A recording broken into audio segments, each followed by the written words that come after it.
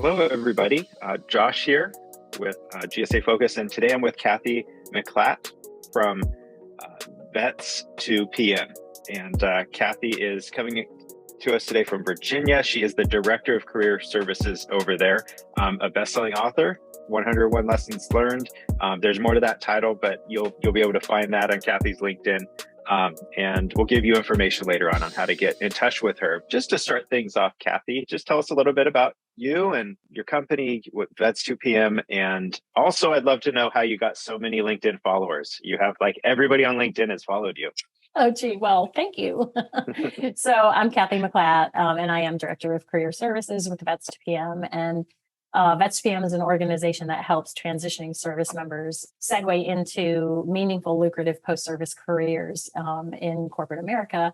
And we do that through a couple of different means. One is certification training to help them validate their experience in language and certifications that corporate America can understand. And then we also have career services to help them with their resume, LinkedIn profile, interview skills, things of that nature.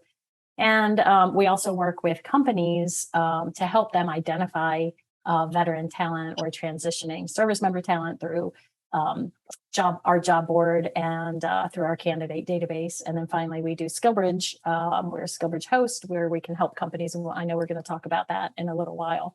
So my background quickly is I spent most of my career as a recruiter for an executive search firm or a couple of different executive search firms. I started out in human resources with a small government contractor many years ago, and helped them double their size from 600 employees to 1,200 employees, and focused more on the career side during that position. And then I went into executive search, and in 2015, Vets2PM and I found ourselves, and that's when I began working with Vets2PM. So I've been there ever since.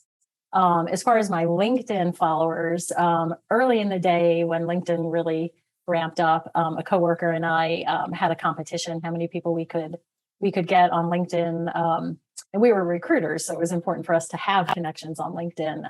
And one of the things, so that kind of helped. But I have always, since day one on LinkedIn, only concentrated on meaningful connections. I know a lot of people get hung up on the number, how many connections you have, but if they're not meaningful connections, then it's just noise. And so I've really just spent a lot of time, with Vets2PM especially. We serve veterans and transitioning service members and the companies that want to hire them. So those are the only people I connect with, are people who are in that realm. And so therefore, when I use LinkedIn to get a message out or to want to, promote something that will help one of those types of individuals, it's going to be something that a lot of people are going to see, and it's going to be relevant to them. So that's how I've concentrated on my LinkedIn. Great. I'm glad I asked. That was a good answer.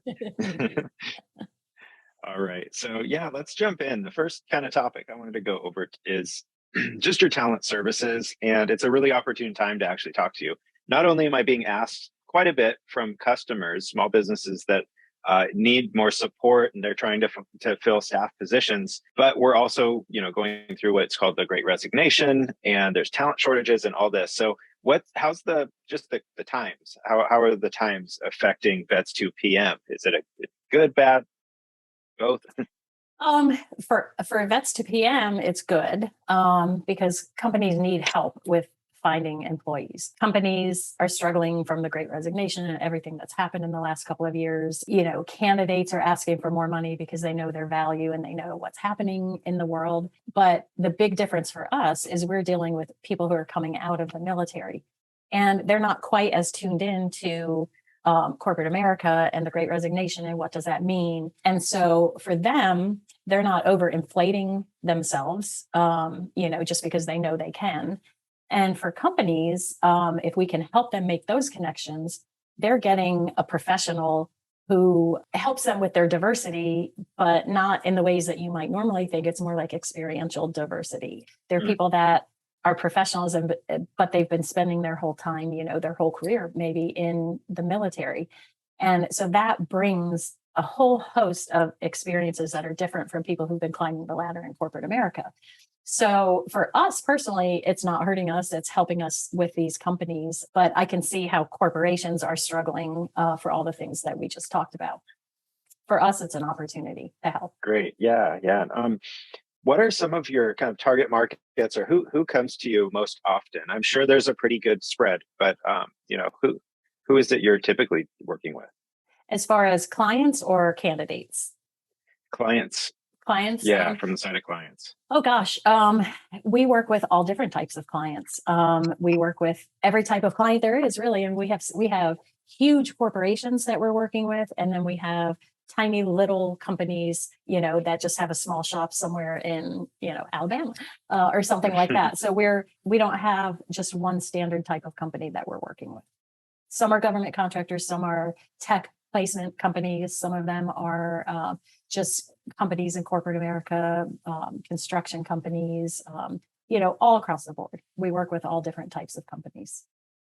Okay, well, how about same question, but geared towards candidates? What can you give a description of your candidates? And you mentioned the diversity that they bring. Yep. And I'm sure there's a diversity among the diversity that they bring, that, Yep. some are from different backgrounds as far as which military branch, or what they do, what their history, their past, is in. Yep.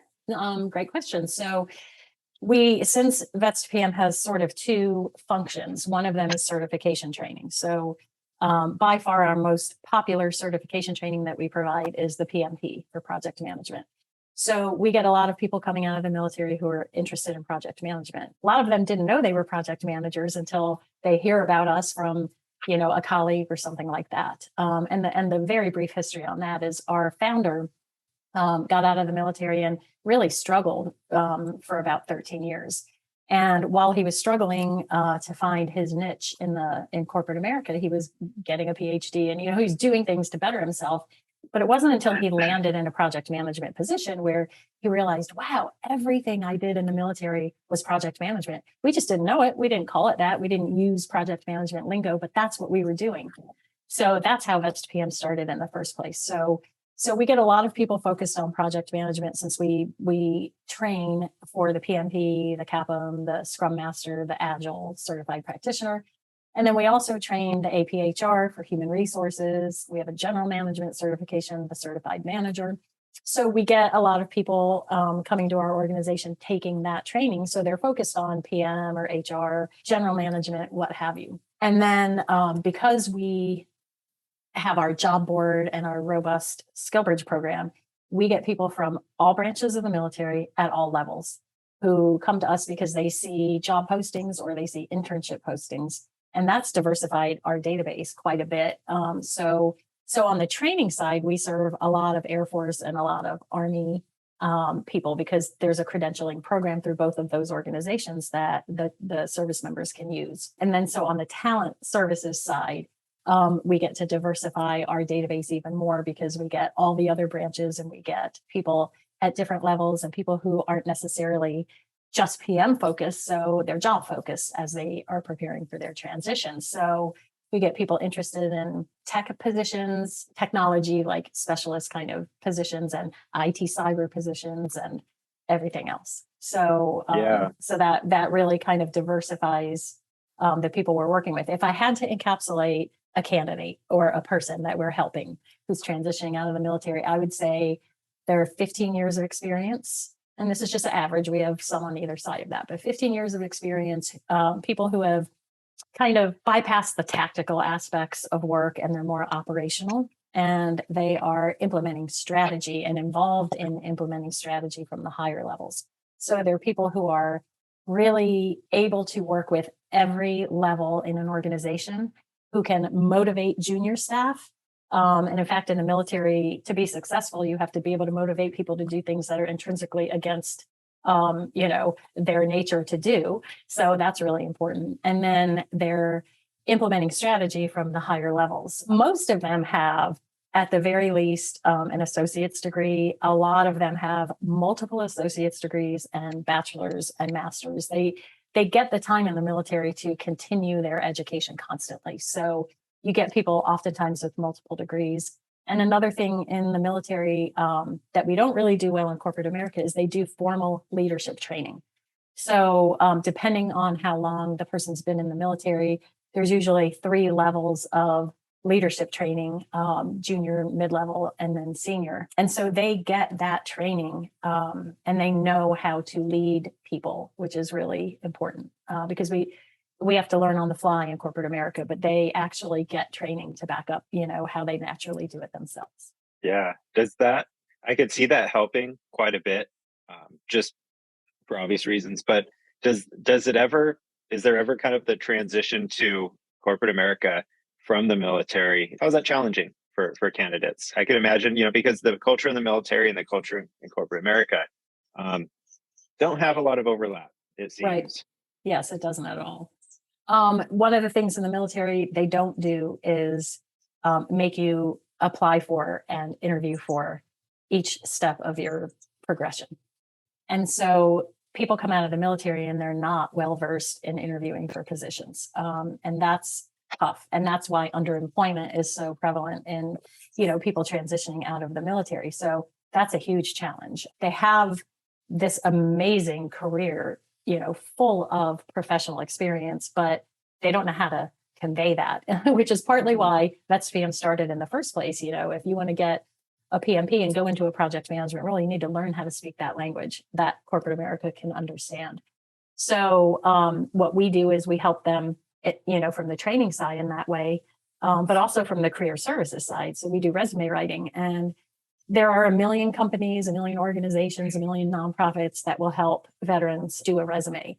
But unless that resume is in the right language and focused forward to what they want to be, so they can be recognized when a recruiter is typing something in, they're not going to be noticed. So the resume is a big challenge. And, then the interview is a challenge. They face challenges left and right. People in the military, they're kind of taught that it's not individual, it's the team, it's the group, and so when they go into interviews and people say, well, how did you help that succeed? They're not used to talking in, individual terms, and that flusters them. So they face significant challenges. And so that's why we're here. And that's what motivates us every day to help them in all the different ways that we help them. Very cool. Well, one of the things that I really, appreciated when we talked earlier, and correct me if I got this wrong, but you also arrange kind of an internship for veterans as they are going through the PMP, which is a great approach. Not only are they learning the, project management, just taking on the knowledge, that also gives them a chance to adapt to corporate America and kind of a longer runway, rather than going from the military box into putting on a student hat and putting in that box and then moving to another box. That's a lot of movement. So it's nice that there's that overlap and that kind of multi-transitional situation. Yep. It's very smart. That's our DoD Skillbridge program. Okay. Well, then that transitions us right to the next topic perfectly. Can you walk us through that program step by step? And I mean, I'd say mostly, the audience here is probably going to be more on the vendor side, on the contractor side. So from the perspective of a contractor, what's the DoD Skillbridge program? How does it benefit them? All of that stuff. Yep. So the DoD Skillbridge program is a program that is intended to help service members transition into corporate America by giving them time to intern. And intern's kind of a misnomer. Interns are people, usually we think of people coming out of college and they don't have any work experience. These people obviously do have a lot of work experience. So we actually refer to them as residents. But anyway, the DoD Skillbridge internship program enables active duty service members who are in their last 180 days, which is their last 6 months of active duty service, to intern with a company in corporate America. The company that they intern with has to be a DoD approved Skillbridge provider, which is what bars a lot of small companies from doing it, because it's a government program. So it can take a little bit of time to get approved, and it's a complex program. And so that's what we do. We serve as a facilitator for companies to enable them to host interns through our program. So I'll explain all of that, but that's what it is. It allows them to intern during their last 6 months of active duty service with a company in corporate America. And so really how that works is the companies have to either be vetted and approved by the DoD, or they have to work with a company like Vets2PM that facilitates internships. So the way we work is we're the approved provider. We help the company identify candidates for an internship. The company gets to interview them. When they select an intern, we work with the intern through their command approval process, because there is a process internally. And when they get selected, they get to work. They're responsible to us, but we give them to the host company to do their on-the-job training for X number of months. And it's a beautiful program because the intern is being paid by the military still. They remain on their active duty payroll. They get all of their benefits. They have workman's comp coverage, everything. And so there's no risk to the employer to have them post. So the way we run our program is, if they fall into one of our certification tracks, we can include the certification training with the internship. And if it doesn't, we can just facilitate the internship. So, we charge a small fee to the company, one fee with certification training and a different fee without. And then we kind of are the easy button for the company to manage the program for the employer. And we have over 85% placement rate with our interns. We're working with a lot of different companies to facilitate those internships. And it's proven to be really successful. And it's, the feedback we get on the exit surveys, especially from the interns after they complete the internship, is, they just couldn't believe that they were able to get a job like this when they transitioned out of the military. They never knew it could be so easy. And they're going into positions that are meaningful and lucrative. And when we say lucrative, we don't mean $200,000 paychecks. We mean, they're being paid commensurate with their experience and not being underpaid just because they have to learn a business. They're professionals. They can learn your business. So, and we've had a couple of interns who, after the internship, realized, I don't want to go into entry-level IT. I think, I used to be a teacher and I did instruction in the military, and they figured that out while they were on the internship.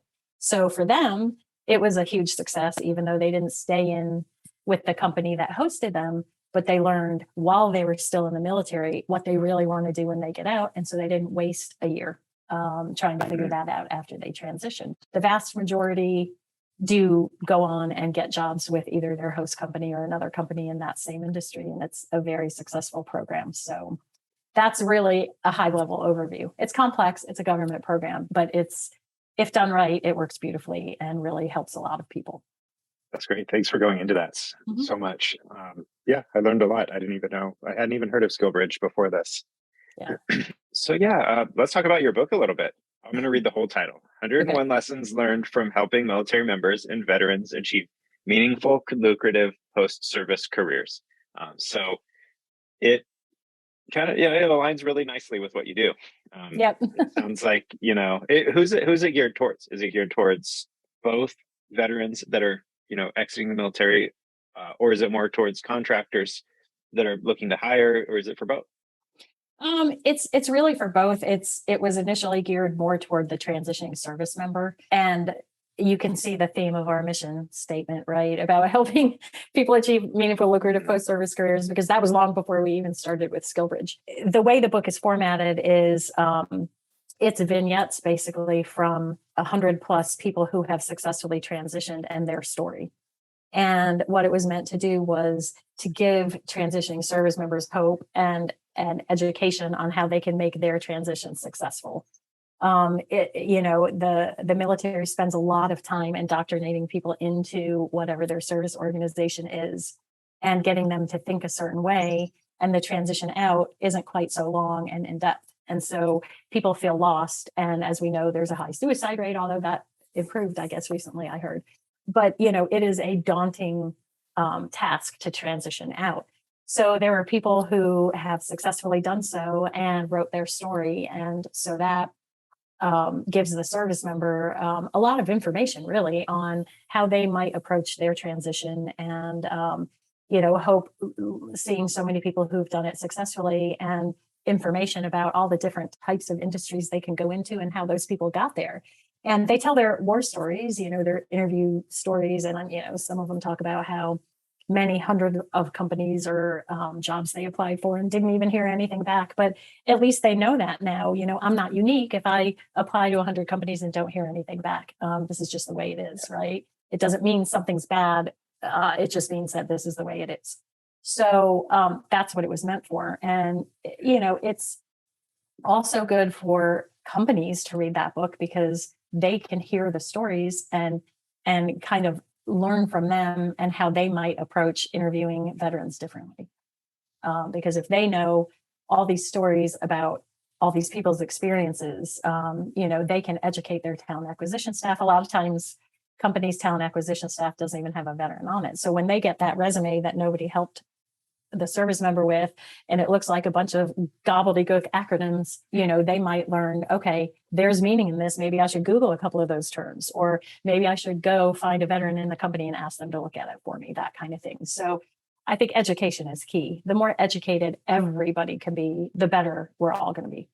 Yeah, well, that's great. I didn't want to breeze over something you had said earlier, which was your 85% placement rate. That's substantial. Like that's really successful. That We're proud of it. Yeah, I'll bet. I mean, 100 residents, 85 of them stay put, and it works out.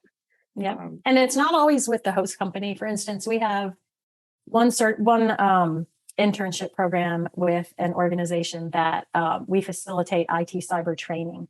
So there's no on-the-job training for that internship. It's all IT cyber training. And the company that we work with, they get to interview them first before they're done with the internship.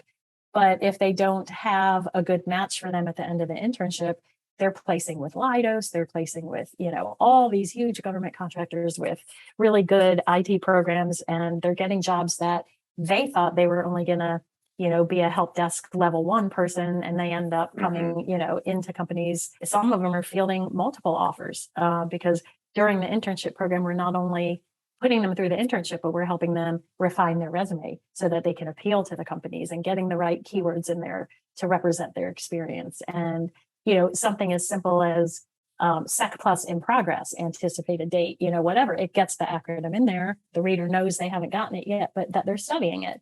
They wouldn't think to do that oftentimes. So we're making a lot of connections, and they're getting jobs at amazing companies. Most companies that do Skillbridge hope to hire the intern at the end.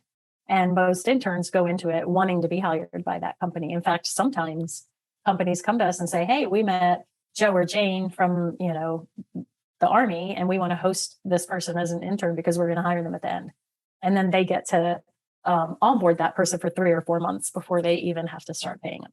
That's great. Yeah. Are there any other statistics that you could throw out that are helpful, or is that 85% just the one that you all focus on, intensely? We're proud of it. We're proud that they're finding amazing jobs. There are roughly 200,000 people coming out of the military every year. These people come to corporate America with amazing experience and the ability to handle high stress situations. And it's not just that they come to work on time and they are respectful. It's that they know how to talk to a general or a colonel or a, master sergeant when they're down a lot lower in grade. So they can handle tough situations. They can talk to people many levels above them. They can solve problems. They're continuously going through education in the military. So they're lifelong learners. They just might not speak your language at the very beginning when they're coming out of the military. So 200,000 coming out every year are a lot of potential employees that you can hire who aren't going to inflate their salary just because they know they can, and who can bring experience to your company that you wouldn't have otherwise. So that statistic is that number is a pretty impressive number. And so I encourage companies to look at these people, because if we can get an 85% placement rate of our candidates going through Skillbridge, then imagine 85% of that 200,000 being viable candidates for all these other companies. So it's important to kind of look at the big picture and look at this group and be flexible when you meet people coming out, and be flexible when you go through the interview process, because they're not going to be a typical experienced interviewee as you might be used to. Great. Well, yeah, thanks for that. Did you have anything else to throw out there, anything? Or, I know that if anybody wants to get in touch with you, email is Cathy with a C at Vets2PM.com. Go to the website, check it out. If you're on the contractor side or service member side, any final thoughts or anything that we missed that anybody needs to know? I think just, consider veterans or transitioning service members and be flexible, as I said. We're always here to help, so you can reach out to me, like you said, Cathy at Vets2PM.com. My LinkedIn is Cathy Walters Miclat.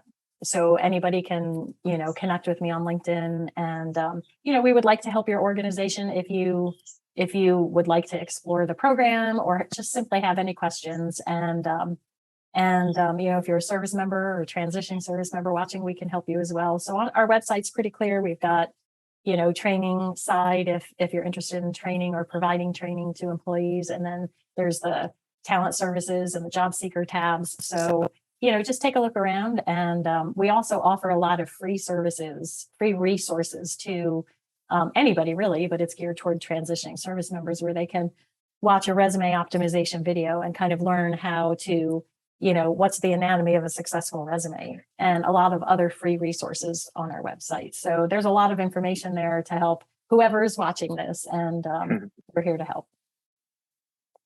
Thanks so much, Cathy. And keep doing what you're doing. And we appreciate it. Well, we appreciate thanks for coming on today. You're welcome. And thank you for having me. I really appreciate it. Thanks for watching our video. Make sure you subscribe and check this video out. If you liked this video, this one's for you.